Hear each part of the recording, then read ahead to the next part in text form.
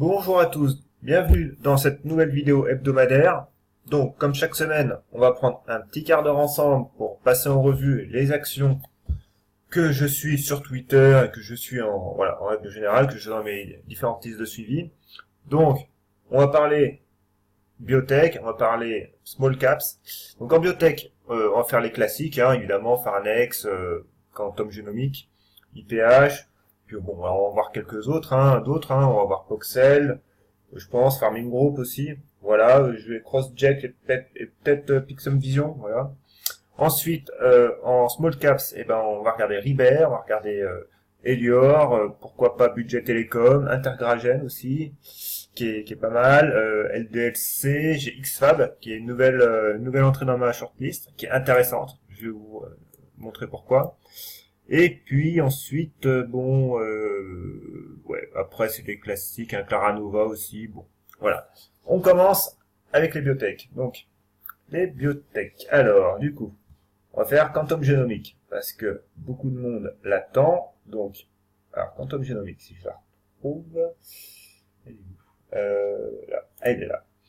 Donc, Quantum Genomics, c'est compliqué quand même. C'est compliqué, mais aujourd'hui, elle nous fait quelque chose de positif. Alors, j'ai rien tweeté sur Twitter parce que j'ai eu une journée de dingue et j'ai pas eu le temps.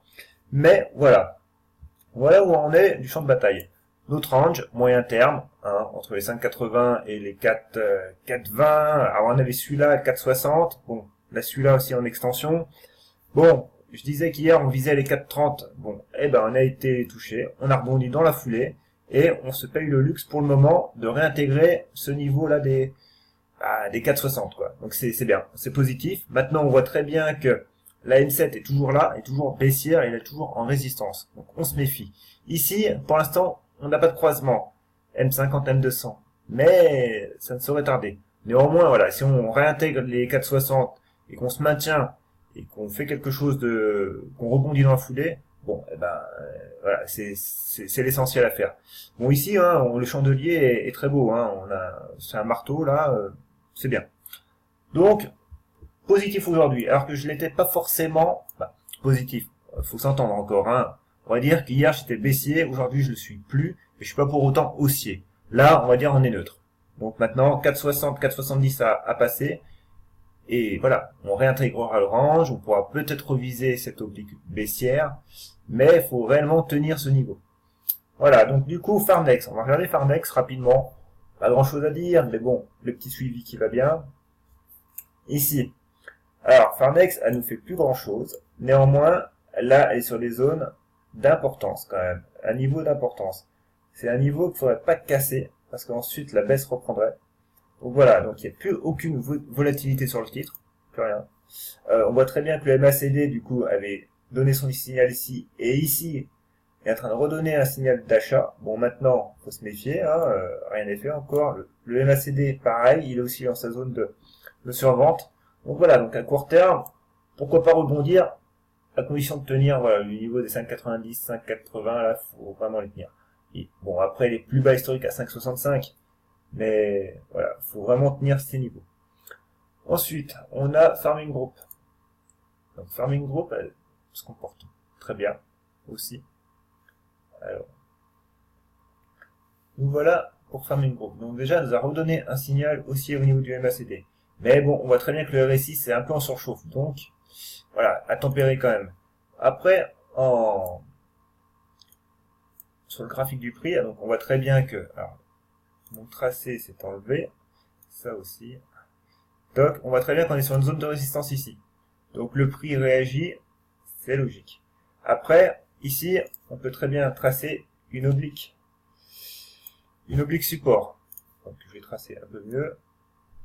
Voilà, comme ça. Donc, moi j'aime bien, la plupart du temps, prendre encore en compte les corps des chandeliers, et pas forcément les mèches. Parce qu'une mèche, ça peut résulter vraiment d'un mouvement volatile intraday ultra ponctuel, mais pas forcément refléter la psychologie de l'actif. Donc voilà, j'aime bien prendre la plupart du temps les corps. Après voilà, si vous avez une mèche qui tape un niveau et que ce niveau a déjà été tapé plusieurs fois, ok, ça change la donne. Mais voilà, autrement, en règle générale, je prends les corps. Donc ici, voilà, on est là. Donc maintenant, pour aller plus haut, il va falloir un peu plus de carburant, hein. Donc, ça n'empêche que, pour l'instant, elle tient. Tant qu'on tient ce niveau des 1,25, voire même 1,20, hein, cet oblique-là, on reste positif. Voilà. Faudra pas casser le niveau des 1,15, là, voilà, parce que là, ça, du coup, on chuterait. Mais à court terme, voilà, ce niveau-là, ce niveau des 1,25, d'ailleurs, on a fait une mèche basse dessus aujourd'hui. Voilà, ça prouve qu'il y a du monde sur ces niveaux-là. Bon, pas grand-chose d'autre à dire pour elle, hein, c'est haussier. Ensuite, j'ai Hong Design. Alors, Hong Design, elle est ultra volatile quand même en intraday. Hein. Elle nous fait des mèches, mais n'empêche, voilà, 7,70, c'est toujours en support, ça fonctionne, ça a fonctionné plusieurs fois, ça a permis de rebondir. Maintenant, on voit très bien que le niveau des 8,32, 8,34, là, ça bloque aussi. Alors là, pour peut-être affiner, on va passer en 1 heure. Et en 1 heure, on voit très bien que, alors du coup, on a un range, alors qu'on peut même tracer avec des zones, parce que du coup, ça donne quand même plus de latitude. Alors, toc, alors si on fait voilà, à peu près cette zone-là, donc là, on est même un peu au-dessus un peu en dessous, ouais, voilà. Donc voilà, ce range-là. Ce range-là, on voit très bien que la M200 horaire est sur les niveaux voilà, des 7,60, 7,50. Donc, tant qu'on navigue à l'intérieur, à court terme, on est neutre. Voilà, maintenant, pour relancer vraiment une tendance, il faudra partir vers le haut. Mais à l'intérieur, c'est neutre. Alors, si on passe en hebdomadaire, on voit très bien que le prix aujourd'hui, cette semaine du coup, nous a fait quelque chose de pas mal. La semaine dernière, j'ai mis un bémol parce qu'on avait refranchi à la baisse l'oblique. Néanmoins, voilà, les 7,70, zone des 7,60, 7,70, étaient là. Et on a rebondi dessus parfaitement cette semaine, et du coup, on la retraverse. Donc le niveau des 8 euros redevient support, quoi, on va dire, hein, sur cette échelle de temps-là. Maintenant, voilà, tant que, à très court terme, tant qu'on est dans ce range, eh ben, le prix peut osciller. Voilà pour elle. Ensuite, j'ai IPH. Alors, IPH, c'est pareil, il nous a fait un beau run haussier. Elle se calme un peu. C'est normal, bien qu'aujourd'hui, elle gagne quand même 2%, ce que je suis en train de voir. Ce qui est quand même pas mal. Mais voilà, donc du coup, le graphe 1 heure, ben, on voit bien la cassure, hein, avec les bandes de Bollinger qui divergent. Ça part à la hausse. Et puis là, maintenant, bah voilà, ça consolide, c'est en train de faire un petit range aussi. Donc là, c'est sur du 1 heure. Sur le journalier, on voit très bien aussi que, voilà, on a franchi cette zone-là de résistance. Donc du coup, moi, j'étais aussi à partir de là, des 6,45. Donc on l'a franchi d'un bloc. On est venu taper une première fois, on a enfoncé le clou. Et maintenant, voilà, cette zone-là, des 7 euros. Donc en plus, 7 euros, c'est un seuil psychologique, faut pas le sous-estimer. Et on voit très bien qu'on prend appui dessus. Donc c'est très bien. Et tant qu'on maintient 7 euros, ça reste haussier.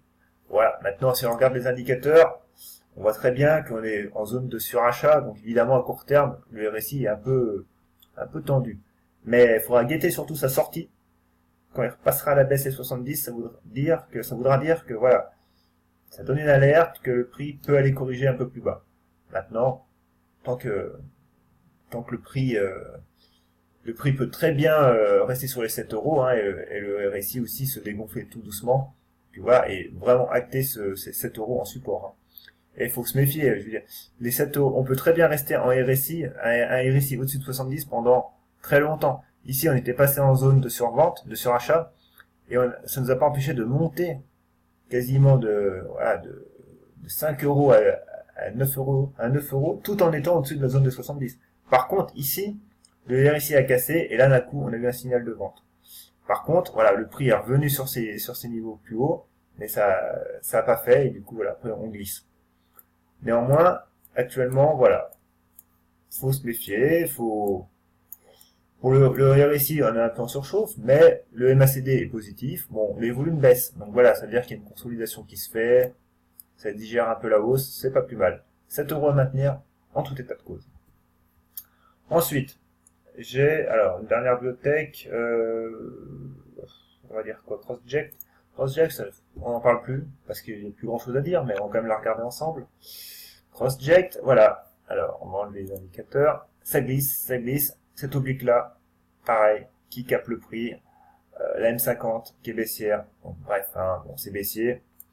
Et on voit très bien qu'on arrive sur des zones de support. Mais néanmoins, en l'état actuel, c'est pas gagné. Alors, je regarde juste le RSI. Alors ici, on voit très bien une divergence. Par exemple, là, le prix fait les plus bas, alors qu'ici, il fait des plus hauts. Donc on a une divergence baissière. Bon, maintenant, une divergence à elle seule ne suffit pas, hein, mais elle a le mérite d'exister. Voilà pour les biotech. Du coup, maintenant, on va faire les small caps. Alors, small caps, on va déjà faire celle que je suis pas particulièrement. Bon, CGG déjà. CGG, j'ai sorti de ma shortlist parce que on a breaké. Maintenant, elle vit sa vie. Alors, elle faiblit là actuellement. Elle faiblit. Le MACD a donné son signal baissier. Le RSI aussi, quand il a quitté la zone. Et on peut très bien refaire un pullback sur les 2 euros. Voilà. Maintenant, zone de résistance moyen terme reste les 2,60. Voilà. Solocal nous fait une belle semaine, mais elle bloque sous les 0,80. Et elle nous l'a encore démontré aujourd'hui, elle bloque. Donc, le MACD est positif, hein, pas de souci là-dessus. Mais voilà, on a breaké nos 0,80, on est monté, et du coup aujourd'hui, impossible à les tenir, ça redescend. Mais néanmoins, voilà, tant qu'on maintient cette oblique baissière, cette zone de support que je vais passer en verte, toc, et ben, pas d'inquiétude à avoir. Moi, j'ai pris une petite position là-dessus. Voilà, pas grand chose, mais ici, sur les 0,75, la cassure.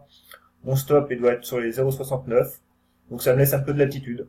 Bon, maintenant, si je vois que, voilà, on attaque trop durement la zone de support et l'oblique, je pense pas que j'attends pas d'être au 0,69, mais en l'état actuel, je laisse le cours respirer.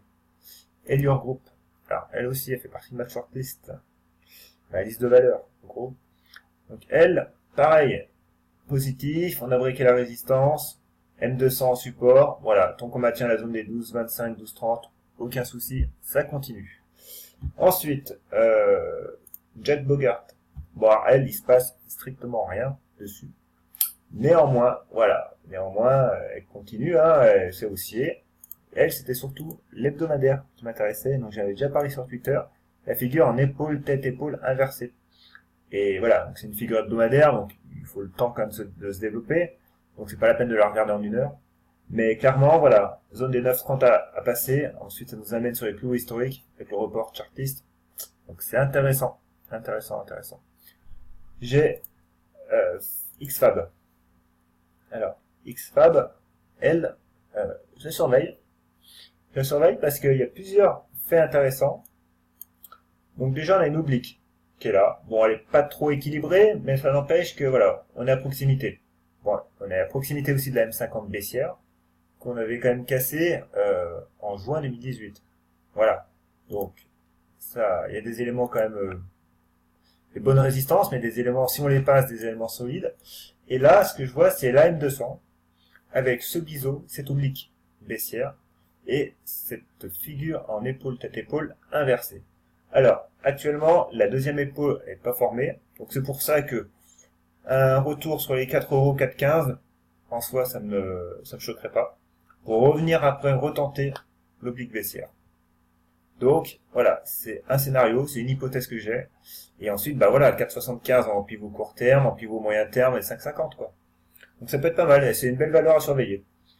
Ensuite, bon, Jacquet Metal. Alors la semaine dernière, je me disais, j'étais positif, pas forcément, techniquement c'était neutre, mais je me suis dit, avec ce dernier rebond, je la voyais bien aller retester.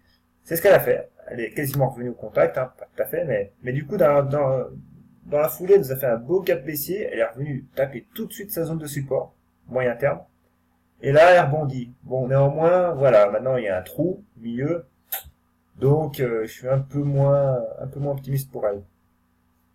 Ensuite, j'ai Budget Télécom. Ah, pareil, Budget Télécom, bon, c'est une valeur que je suis toujours un peu en pointillé, mais ça n'empêche que, voilà, on a cette oblique haussière, on a cette oblique baissière, donc on peut dire un triangle symétrique. Donc là, clairement, on est vraiment dans la fin de la figure. Donc moi, c'est surtout ce que je vois, c'est surtout ce niveau horizontal là, les 3,27, 3,30, avec la M200. Si ça passe, si on le franchit, voilà, on pourrait tenter d'aller de retourner, je vais y arriver, de retourner sur les 3,60. Bon, pour l'instant, rien n'est fait. Maintenant, au niveau des indicateurs, on voit qu'on est encore sous zéro, mais il manquerait pas grand chose pour rebasculer. Donc voilà, donc à voir. Et ensuite, en hebdomadaire, et ben l'hebdomadaire, voilà, on voit qu'on a la bande de Bollinger sur le 3,60. Donc vraiment le pivot très court terme, tout de suite, c'est la cassure de cette résistance oblique là, et l'ensemble M200, M50. Voilà. Par contre après, plus moyen terme, on va dire, c'est 3,60. Bon après, voilà, après clairement on a cette oblique là qui date de 2017, qui est quand même encore assez haute. Donc après là, voilà, on aura le temps d'en reparler. Mais voilà, il y a quelque chose qui se fait là qui est pas mal. Ensuite, ah oui, Clara Nova. Bon, Clara Nova, c'est pareil, elle fait pas grand chose et j'ai un peu peur qu'à force de pas faire grand chose, elle nous prenne le sud. Mais néanmoins, actuellement, voilà, la zone des 7,40, 7,70, là, voilà, c'est une zone de support. On voit que le prix est travail, il y a des mèches hautes, des mèches basses. Bon, la Bollinger inférieure est quand même à 7,24, donc elle est un peu plus basse, mais voilà, il y a du monde ici.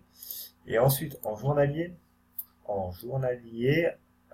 voilà, on voit très bien qu'on oscille autour de la M200 qui est plate. Clairement, le prix est plus que neutre. Donc, dans un range moyen terme, dans un range court terme, donc il faut attendre une décision. Voilà, les bandes de Bollinger ont jamais été aussi plates. Bon, mis à part là peut-être, mais voilà quoi. Du coup, neutralité totale quoi. Donc maintenant, on fait des quasi-doji quasi chaque jour. Voilà. Donc il y a une décision qui va être prise. Hein. C'est le marché qui va la prendre. Voilà, faut juste attendre laquelle. Et voilà. Et en fonction, on avisera. Mais pour l'instant, neutralité totale. Ensuite, qu'est-ce que je peux vous dire d'autre? Alors, ce local, je l'ai dit. Ouais, j'ai Aquel aussi, donc équipementier automobile, donc graphiquement qui est pas mal aussi. Alors voilà, pareil, une résistance oblique, une zone, voilà, une zone de contact ici à 18, 17,70, 18, et c'est vraiment les 18,50 qui vont faire exploser la hausse. Néanmoins, voilà, M200 en support, qui a fonctionné, on est reparti. Pareil, à surveiller, à surveiller. Voilà, bon, je pense pour aujourd'hui, on est pas mal. Alors, je vérifie si j'ai d'autres petites actions. Non, pas spécialement. Non, non, non. Après, non, parce que X-Fab, je l'ai dit aussi, donc voilà. Bon, eh ben, allez, on va arrêter là pour cette semaine, pour aujourd'hui, pour cette semaine. Donc, si vous aimez la vidéo, un petit pouce bleu pour me montrer que vous appréciez. Voilà, n'hésitez pas à vous abonner aussi. Et puis, rendez-vous sur Twitter, rendez-vous sur mon site. Et puis, bonne semaine. Allez, bye.